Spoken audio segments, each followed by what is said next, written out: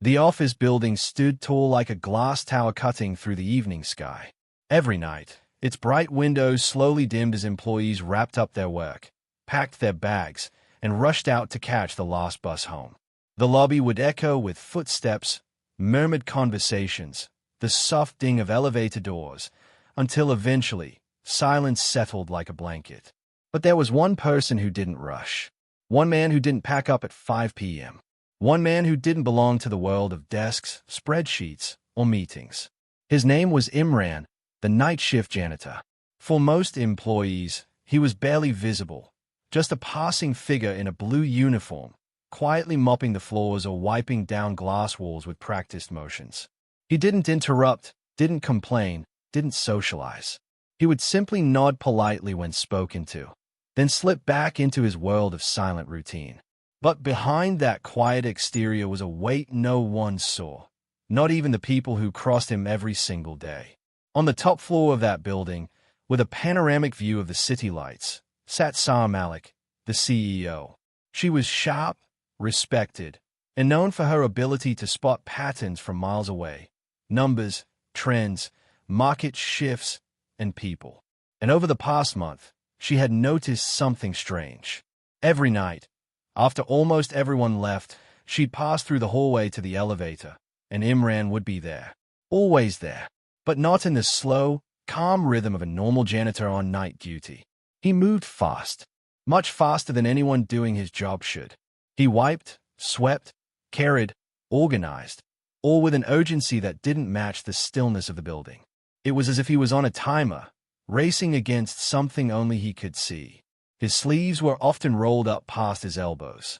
His breath, even from afar, seemed a little too quick. And his eyes, those tired, heavy eyes, told a story he never voiced. Most people would miss these details. But Sarah missed nothing. One Thursday night, she walked out of her office later than usual. A board meeting had dragged on for hours, and by the time she wrapped her laptop cord and stepped into the hallway, it was almost 10 p.m. The floor was empty. The lights were dimmed to half power. The silence was thick. And then she saw him. Imran stood at the end of the hallway near the vending machine, leaning one hand against the wall. His shoulders trembled slightly, like he was struggling to catch his breath. For a moment, he wasn't moving. No mop in his hand, no cart beside him, just standing completely still, as if the world had suddenly gone too heavy. Sarah paused. It wasn't like him. He was always in motion. Before she could take a step toward him, he quickly straightened up. His face shifted from strained to neutral within seconds, as if he practiced it many times. Then he placed both hands behind his back, bowed his head slightly, and said in a steady voice, "Good night." Sarah nodded slowly. "Good night, Imran." As she walked to the elevator, something tugged at her mind. There was a pattern here, one she couldn't yet understand. Why was he always rushing? Why didn't he ever take breaks? Why did he look exhausted even at the start of his shift? Why was he always checking his watch, as if something urgent waited for him outside these walls? The next night, she paid closer attention. She stayed in her office with the lights dimmed, pretending to finish paperwork, but really listening for the sounds of Imran's cart. Every metallic wheel, every swipe of a mop, every rushed breath echoed louder in her awareness. And then she saw it again. He hurried from cubicle to cubicle, wiping each desk in record time. He didn't slow down, didn't pause to stretch aching muscles or relax his stiff shoulders. He moved like someone with a deadline, one far more urgent than office cleanliness. At exactly 11:05 p.m., he checked his phone. Then his pace increased even more. Sarah leaned back in her chair. This wasn't normal. This wasn't just work ethic. This wasn't "I want to go home early." It felt deeper, heavier, almost desperate. The third night, she intentionally stalled her departure again. She pretended to be casually walking through the hallway while secretly observing Imran's movements. He nearly collided with her as he rushed around a corner, quickly pulling back to avoid spilling the cleaning solution he carried. "Sorry," he muttered, lowering his head. "No worries," she said, holding his gaze for a moment. She saw it clearly this time. His eyes were red, not from tiredness, but from holding back something else. Worry. Fear. Pain. Long night, she asked casually. He hesitated. For a second, his mask slipped. Then he forced a small smile. No, everything is fine. But fine was the last thing he looked. That night, as Sarah descended in the elevator, an unshakable curiosity formed inside her. Not a suspicious curiosity, but the kind you feel when you see someone silently drowning and you have no idea why. And then it clicked. Imran always requested night shifts. HR had mentioned it casually years ago. No one had questioned it. No one cared enough. But why would someone working such a physically demanding job choose a shift that drained the body and disrupted the mind? Unless he had a reason. A reason so strong that he couldn't choose otherwise. The next night, Friday, Sarah resolved to pay even closer attention. She left her office door slightly ajar, the way you might watch a mystery unfold from behind a curtain. There he was, practically running to his old, battered silver car. Not walking, not strolling, running. He got in, buckled his seatbelt with shaky hands, and drove off. Saya stood by the window as the car disappeared into the darkness. Something was wrong. Very wrong. People don't rush like that unless someone needs them. Unless someone is waiting. Unless someone's life depends on it. She returned to her office, but her mind could no longer focus on work. The numbers on her screen blurred. The proposals, documents, and charts felt insignificant compared to the image of that tired man racing towards something unseen. She wondered, did he have a sick family member? A kid? A parent? Was he working 2 jobs? Was he in trouble? For the first time in months, Sarah Malik, the woman who rarely let emotions cloud her judgment, felt a knot in her chest. That man wasn't invisible. Not anymore. The 5th night, Monday, she made a decision that even surprised herself. As the clock hit 11:10 p.m. and Imran hurried to his car again, Sarah followed him to the parking lot. She didn't get too close, didn't want to alert him. She simply stood by her own car and watched. He opened his driver's door, paused, and leaned his forehead against the steering wheel. His shoulders shook, just slightly, as if he was silently crying or silently preparing himself for something painful. Then he inhaled deeply, wiped his eyes, and drove away. And that was the moment Sarah whispered to herself, I need to know what's going on. Not as a CEO, not as a boss, but as a human being who had just witnessed a man break down alone in a dark parking lot. That night, a thought began forming in her mind, one she never imagined she would entertain. If this continued, she might have to follow him. Not out of suspicion, but out of concern. Because Imran didn't act like someone living a normal life. He acted like someone fighting a silent battle, all by himself. Sarah Malik had never followed anyone in her life. She was the kind of woman people followed. A leader, a CEO, a powerhouse who ran a multi-million-dollar tech firm with confidence sharper than her navy blue heels. But tonight, she wasn't a CEO. Tonight, she was just a woman with a question burning in her mind. Why does a simple janitor look like he's racing against time every night? And what exactly is he hiding? The digital clock on the office wall blinked 11:04 p.m. Almost everyone had left hours ago. The building was silent except for the humming AC and the soft echo of Imran's mop gliding across the marble hallway. Sarah stood at her glass office window, lights dimmed, watching him from a distance. The way he moved, it wasn't normal. It wasn't slow, tired, bored, like most night shift workers she had seen. No, Imran worked like every second mattered. There were moments when he looked behind him suddenly, as if checking no one was watching.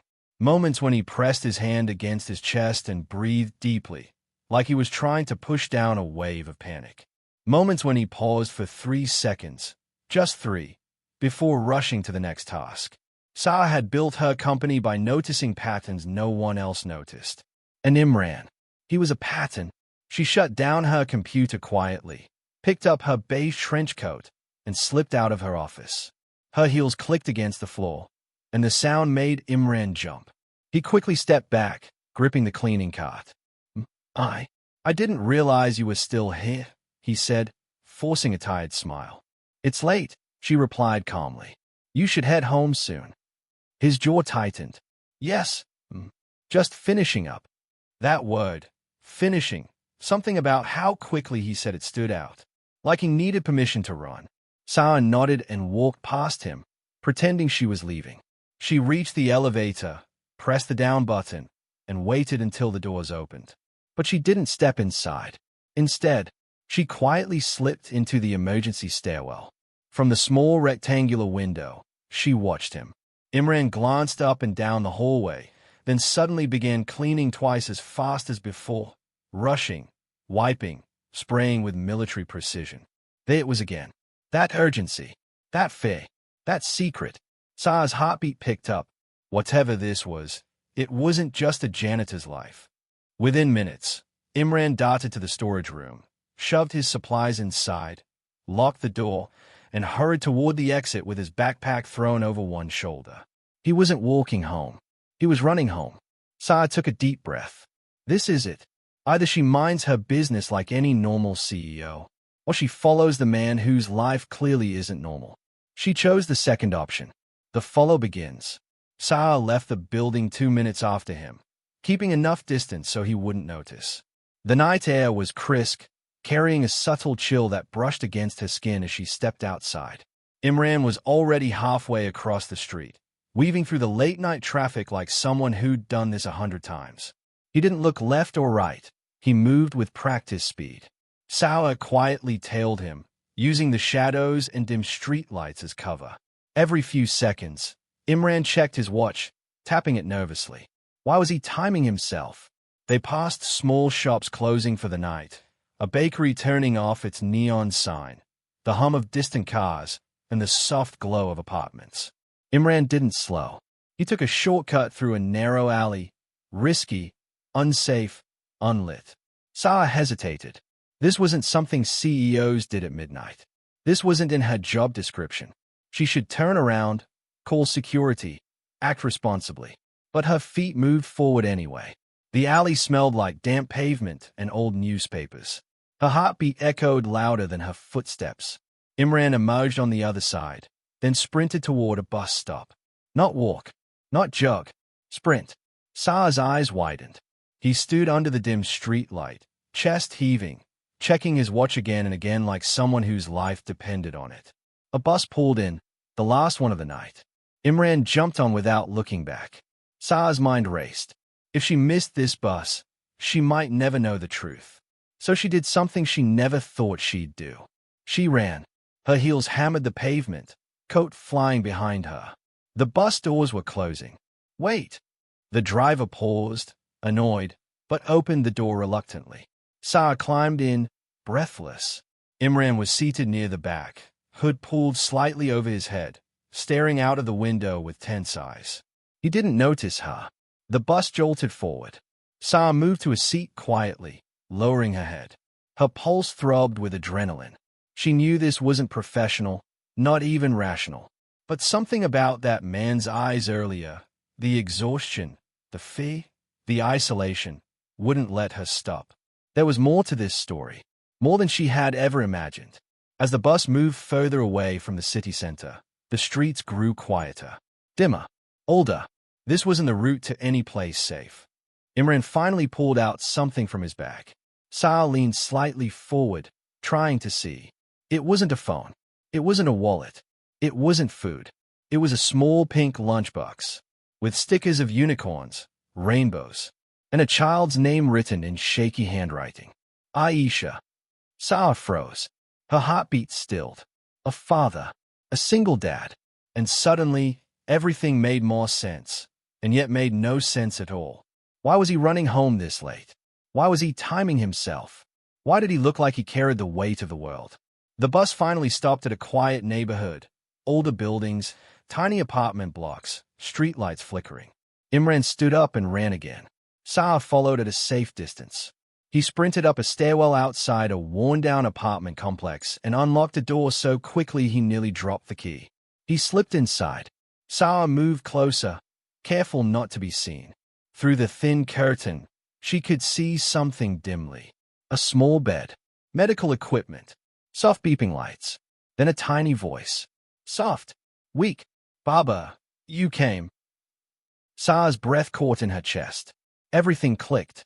Everything made sense. and it broke her. This wasn't a janitor with a strange habit. This was a father racing home to a sick child. A child who waited for him every night. A child who probably couldn't sleep until he arrived. A child who needed him more than anything. Saya stepped back slowly, the weight of what she had discovered pressing on her heart. Her life was about to change, but she didn't know it yet, because what she was about to uncover would change everything. Saya stood frozen on the dimly lit staircase, her hand resting lightly on the cold metal railing, her breath stuck somewhere between shock and heartbreak. She had expected many things tonight. Maybe Imran was involved in something illegal. Maybe he had a second job. Maybe he was sending money somewhere secret.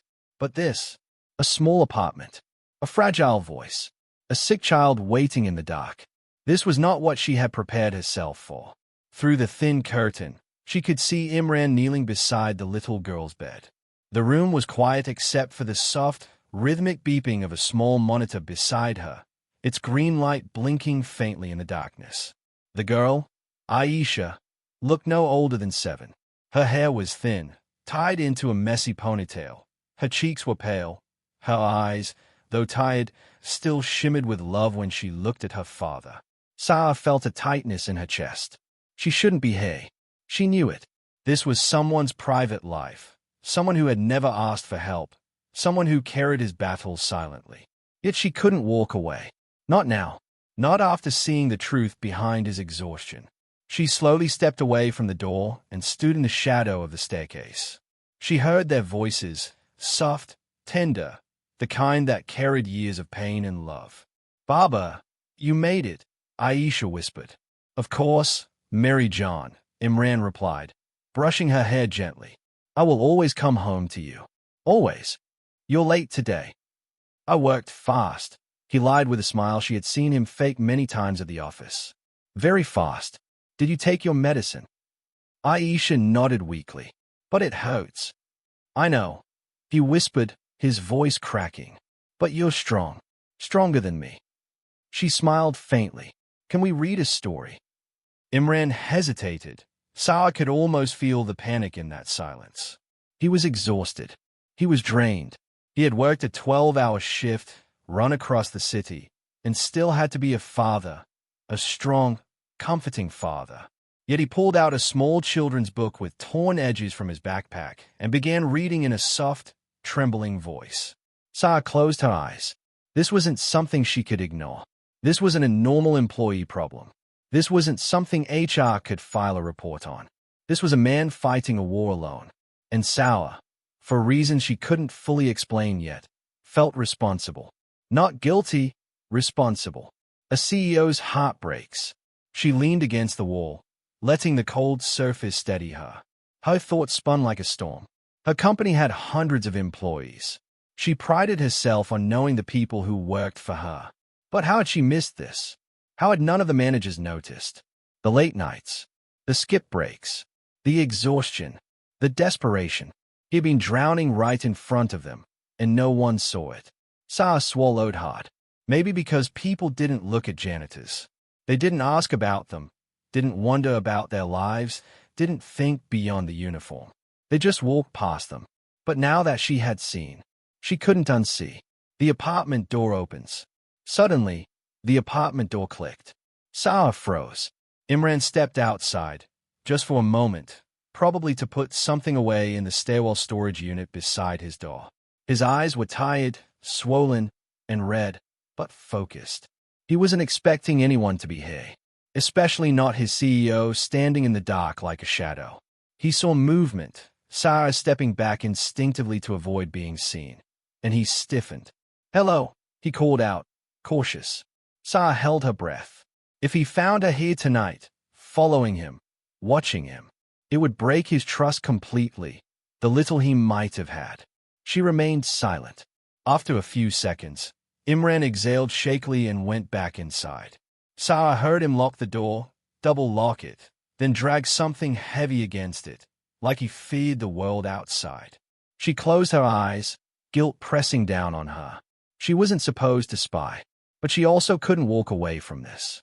Not tonight. Not after hearing a child whisper, "It hurts." A decision she wasn't supposed to make. Sarah finally forced herself to leave the building. The cold night air hit her like a slap as she stepped outside. Her chest felt heavy. Her throat burned. She walked to the bus stop, same one they arrived on, and sat on the bench. The street was empty. The quiet was suffocating. She pulled out her phone. Her finger hovered over her assistant's number. If she told them about Imran, HR would investigate. They would ask questions. More harm would happen than good. She couldn't risk that. So instead, she opened a new note in her phone. To do tomorrow. Adjust Imran's shift hours. Transfer him to daytime schedule. Increase his salary discreetly. Or add medical support to employee welfare fund. Check if childcare support can be extended. Speak privately with him. She stopped typing. The last line shook her the most. Find a way to help without making him feel small. For the first time in a long time, Sarah didn't feel like a CEO. She felt human. Very human. The next morning, despite everything, Sarah showed up early to the office the next day. But Imran, he showed up earlier. She found him in the lobby at 6:12 a.m., mopping the floor as if the night before had never happened. His eyes were tired. His movements slower than usual. But he was there, on time. As always. Good morning, she said softly. Imran stiffened, surprised. Good morning. She paused. She wanted to ask everything. She wanted to hug him. She wanted to tell him he didn't have to carry all this alone. But CEOs don't say those things at 6 a.m. in a lobby. Instead, she said, come to my office at lunch. It's important. Imran swallowed. His hand trembled slightly as it gripped the mop. Yes. Sarah walked away, but behind her she heard a deep exhale, a sound halfway between fear and surrender. He thought he was in trouble, and she didn't know how to tell him she wanted to save him. A father's private battle. Back in her office, Sarah pulled up employee files. Imran's record was flawless. 0 late entries, 0 complaints, 0 medical leave, 0 requests, 0 help taken.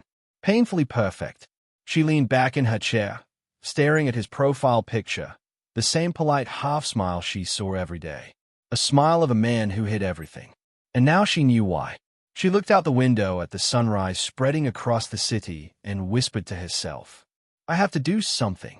Because if she did nothing, then discovering his secret meant nothing. And Sarah Malik was not the kind of person who walked away from someone drowning. Back at the apartment.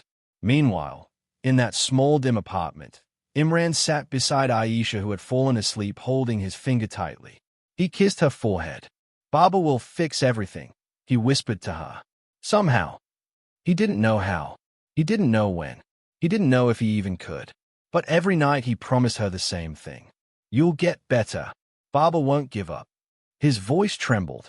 His eyes burned. But his resolve stayed strong. He glanced at the small medical monitor.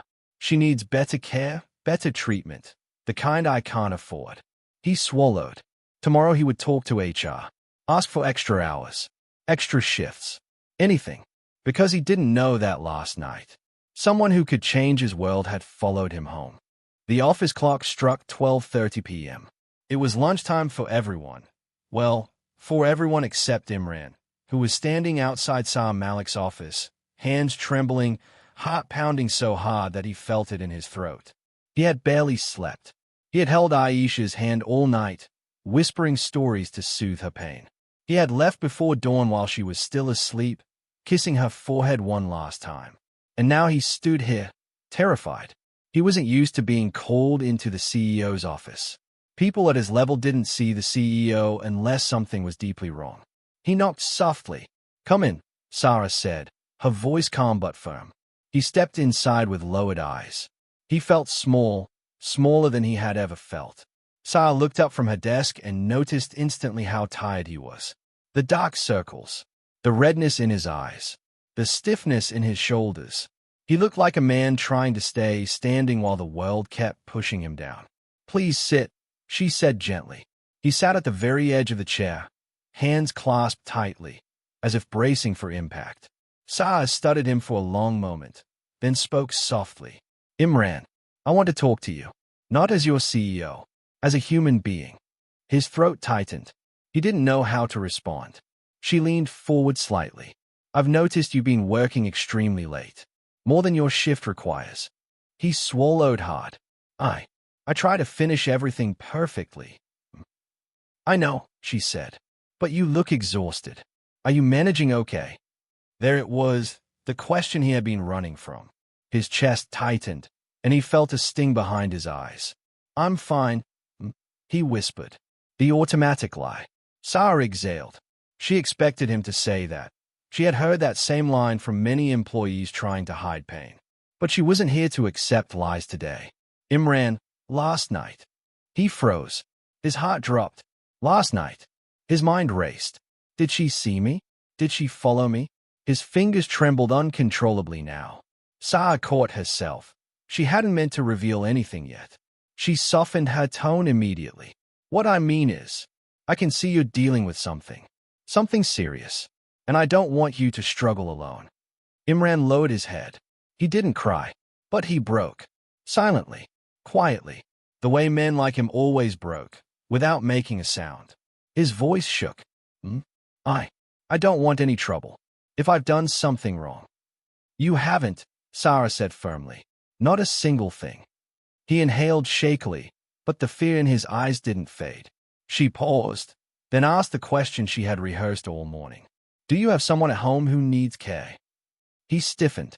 His eyes darted up for the first time. Wide, startled, exposed. For a moment he said nothing. Then he exhaled a painful, defeated breath. My daughter, Aisha. She's sick. Sarah nodded gently. I thought so. Imran blinked in confusion. How did you know? I didn't, she lied softly. But I'm glad you trusted me enough to tell me. He stared at his hands. She's 7, he whispered. Kidney failure. The treatments are expensive. I'm doing everything I can. His voice cracked on the last words. Sarah felt her heart twist. She had heard many sad stories, but something about the way he said, I'm doing everything I can, hit her deeply. How often does she need treatment? She asked. 3 times a week, he said. Sometimes more. I try to make it home before her pain gets bad. But the shifts, the buses, everything takes time. He rubbed his forehead, ashamed. She cries when I'm late. His shoulders shook, and I can't afford someone to look after her. It's just me. Sarah leaned back slowly, absorbing every word. He wasn't asking for money, not pity, not favors. He was just explaining his reality, broken pieces of a life he had been forced to rebuild alone. Why didn't you tell HR? She asked. Imran's laugh was small and bitter. Nobody listens to janitors. Sarah's stomach knotted. The truth of that sentence hurt more than she expected. She folded her hands on the desk. Listen to me carefully. You matter. Your work matters. And your daughter's life matters. Imran looked up sharply, shocked. And from today, Sarah continued, you are not alone in this. He stared at her, confused. What do you mean? Sarah took a deep breath. This was a moment that would change everything for both of them. The offer he never expected. I'm adjusting your schedule, she said firmly. No more night shifts. You'll work mornings only.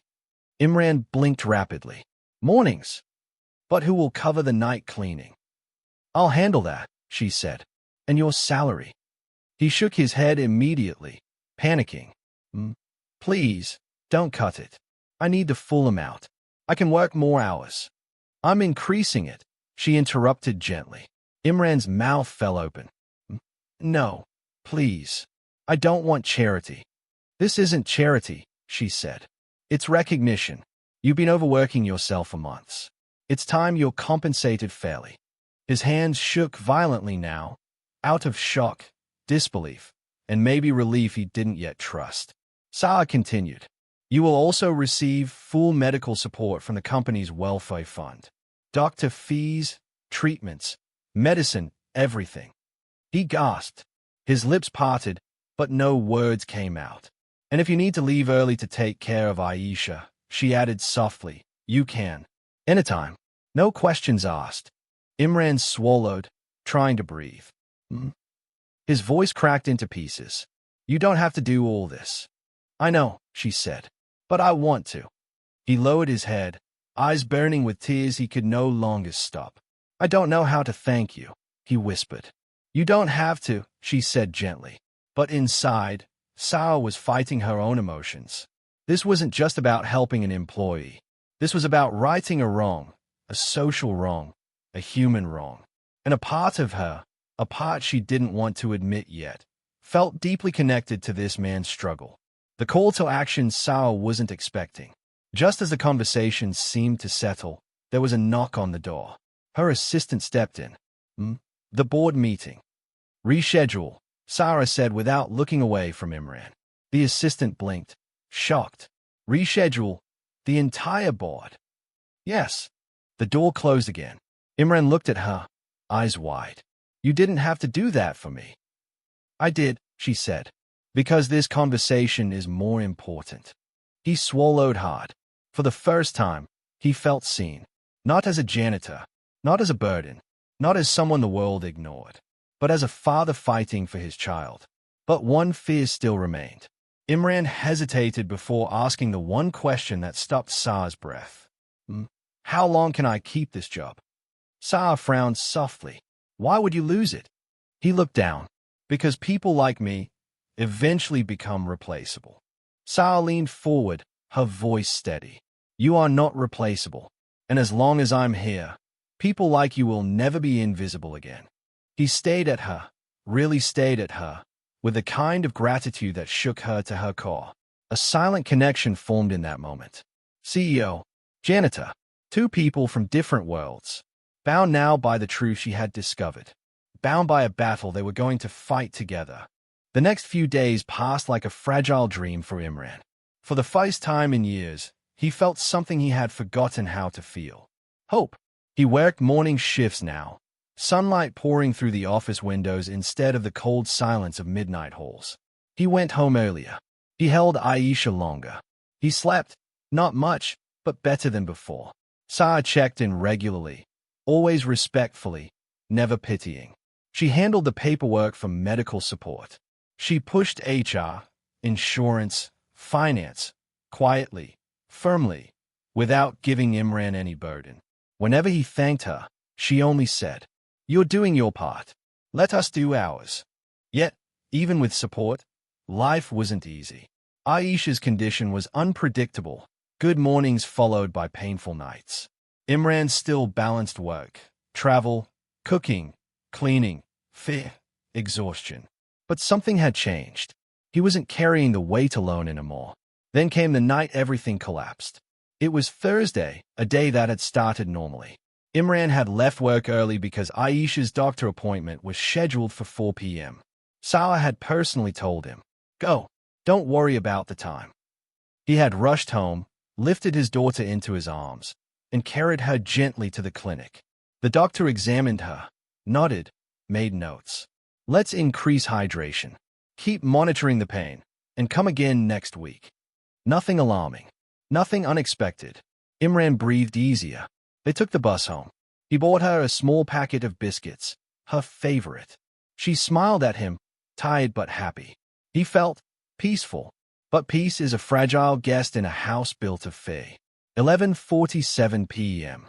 Imran was washing dishes when he heard a sound, a choked, desperate gasp. He froze. "Aisha." No answer. He rushed to the bedroom and saw her curled into a tight ball, clutching her stomach, her breath sharp and short. "Baba, it hurts a lot."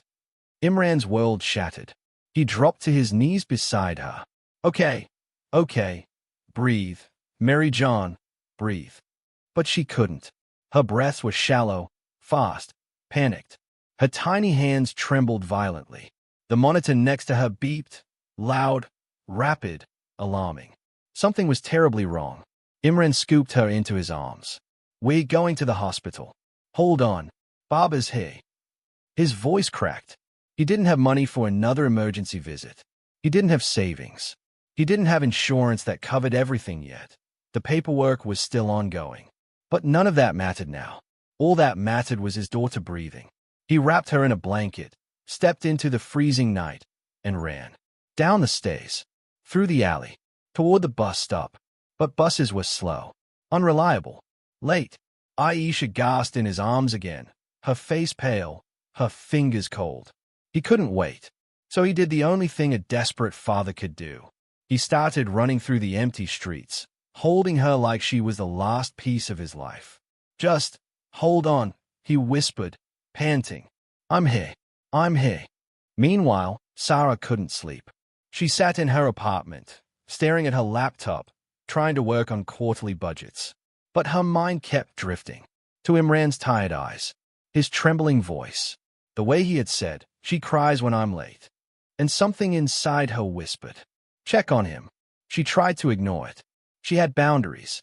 She had a role. She had lines she should not cross. But the whisper became a pull, a feeling, a weight. So she opened her phone, and without dialing, she stared at his number, the one HR had shared for emergency contact. She wasn't supposed to use it, yet her heart said she needed to. Before she could decide, her phone buzzed. Unknown number calling. She frowned. She answered. "Hello." A panicked voice responded. "I'm sorry. I'm so sorry. But I didn't know who else to call." "Imran," she gasped. In the background she heard chaos, sirens, running footsteps, someone shouting instructions. "Aisha. She's not breathing properly." Sarah stood up instantly, knocking her chair over. "Where are you?" "City Hospital," he choked. "Emergency room." "I'm coming right now." She didn't think. She didn't hesitate. She grabbed her coat, keys, and ran out the door. At the hospital, chaos. Imran paced outside the emergency room, holding Aisha's small pink blanket. His hands were shaking uncontrollably. His face was drained of color. He couldn't stop whispering, "Please, please save her, please." When Sarah rushed inside, she found him folding into himself, his body trembling with fear. "Imran," she called. He looked up, eyes red, cheeks wet, breath broken. She was fine.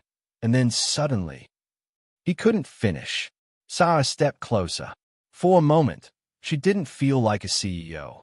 She felt like a mother who understood the terror of losing a child, because years ago, she had lost her own parents unexpectedly, and the fear still lived inside her. She placed her hand gently on his shoulder. "You're not alone," she whispered. "I'm here." He tried to speak but only managed a nod. Doctors rushed out. A nurse approached them. "Are you the father?" she asked. Imran nodded, breath shaking. "She's stable for now," the nurse said. "But her kidney condition has worsened. She'll need immediate treatment, possibly surgery." Imran swayed like he might collapse. "Surgery? But I can't. I don't have. I'll handle everything," Sarah said before he could finish. The nurse blinked. "And you are?" "I'm responsible," Sarah said firmly. "Proceed with whatever she needs."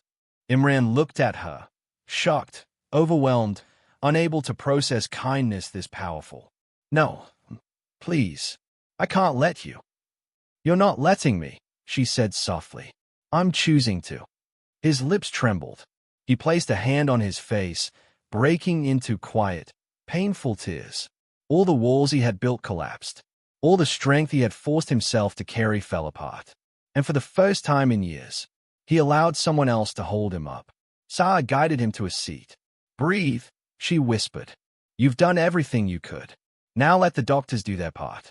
He nodded, sobbing silently. Hours passed.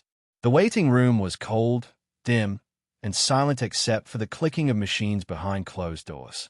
Imran sat hunched forward, staring at the floor as if it held the answers to the universe.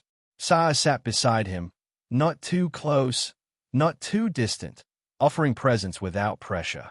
Every now and then, she spoke softly. "She's strong. She's fighting. She wants to go home to you. She'll make it." Imran didn't respond much, but her words were oxygen. Finally, after what felt like a lifetime, the doctor walked out. "Mr. Imran." Imran shot to his feet. The doctor smiled faintly. "She's stable. She'll recover. It was close, but she's strong." Imran collapsed into the nearest chair, burying his face in his hands, shaking with relief. Sarah closed her eyes, whispering thank God under her breath. "She can't go home yet," The doctor continued. She needs to stay under observation for a few days. That's fine, Sarah said immediately. We'll arrange everything. Imran looked at her, overwhelmed beyond words. All he managed was, Why? Why are you doing all this for us? Sarah took a breath, and for the first time, she allowed herself to speak the truth she had been holding back. Because no father should fight this battle alone, and because you matter more than you think. He broke, but not from pain, from relief. A father, two people connected by one child's heartbeat. And in that cold hospital waiting room, everything changed. The city was waking up slowly. The first rays of sunlight touched the hospital's glass windows, painting the waiting room with warm gold. Imran sat in the same chair he had collapsed into the night before, eyes red, hair mussed, hands still trembling slightly.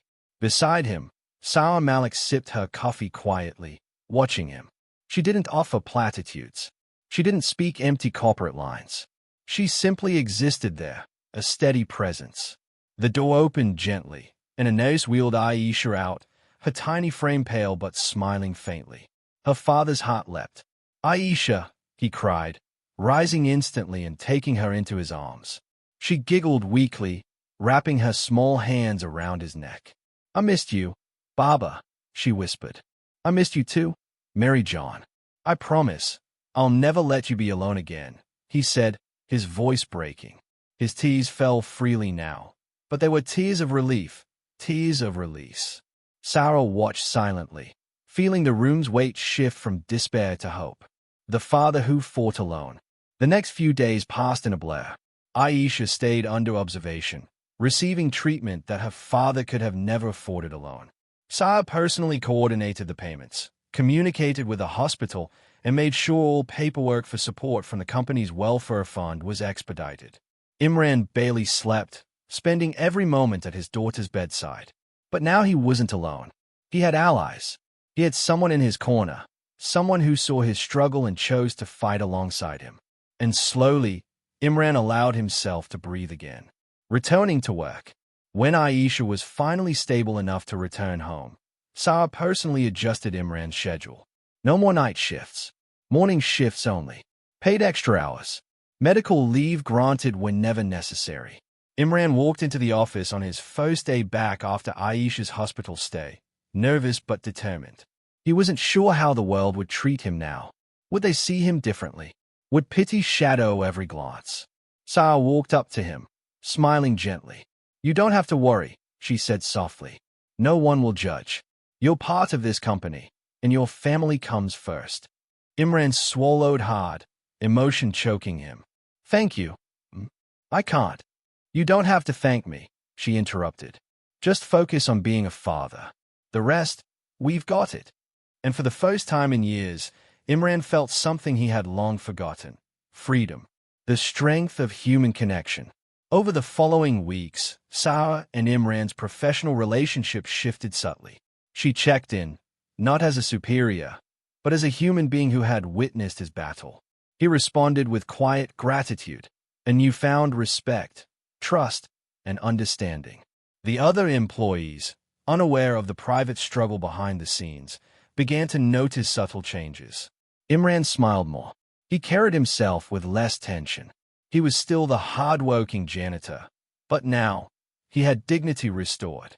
Sarah also made quiet changes in company policy. A new program for employees with children battling medical conditions was established. Emergency leave, financial support, flexible shifts, all formalized and fair. One man's private struggle had led to something bigger, and the company, unknowingly, became a safer place for others like him. Father and daughter, a new chapter. One Saturday morning, Imran and Aisha strolled through a small park. The sun glinted off her hair, and her laughter rang like bells. She ran ahead, then turned, waving. "Baba, catch me." He ran after her, scooping her up effortlessly. For a moment, he froze, looking at her small face, smiling, vibrant, alive. "This is why I fight," he whispered to himself. "Every single day." And in that moment, he realized he no longer had to do it alone. The CEO who chose humanity. Sarah watched from a distance as Imran and his daughter played. She didn't intervene. She didn't need to. But her heart felt lighter. This was why she had started the journey of following him that night. Not for curiosity, not for drama, but for humanity. Sometimes, the greatest power a CEO can wield isn't authority or money. It's seeing someone struggle and choosing to act. A lesson for everyone.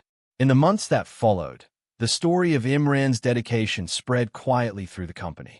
Not through announcements or press releases. Not as a spectacle, but as whispers, stories shared in hallways and lunchrooms. About a father who worked nights and days, quietly sacrificing for his child. About a CEO who recognized the humanity in an employee. About the power of compassion, action, and understanding. Employees began looking at each other differently. They began noticing small struggles. They began helping where they could. In tiny ways, unnoticed, but meaningful. Sarah knew then that one act of courage, one willingness to follow a human story, could ripple outward. And sometimes, that ripple changed everything. Closing scene. Hope restored. Imran tucked Aisha into bed that night. Her eyes sparkled, her cheeks rosy with regained strength. "Good night, Baba," she whispered. "Good night, Mary John," he replied, kissing her forehead. He watched her drift into sleep, breathing steadily, peaceful for the first time in months. And as he sat back in the chair, exhausted but alive, he realized life wasn't just about surviving anymore. It was about hope. It was about love. It was about knowing that sometimes strangers, or in this case, a CEO, could change everything. Sarah's words echoed in his mind. "You are not invisible. You are not alone. And your fight matters." He smiled faintly, holding his daughter's hand in his. And for the first time, he truly believed it. Sometimes, the smallest acts of compassion can change lives. A helping hand, a listening ear, a willingness to notice someone's struggle. If you've ever felt unseen, remember, there's hope. If you've ever had the chance to help someone quietly fighting, take it. You might just change everything, for them and for yourself.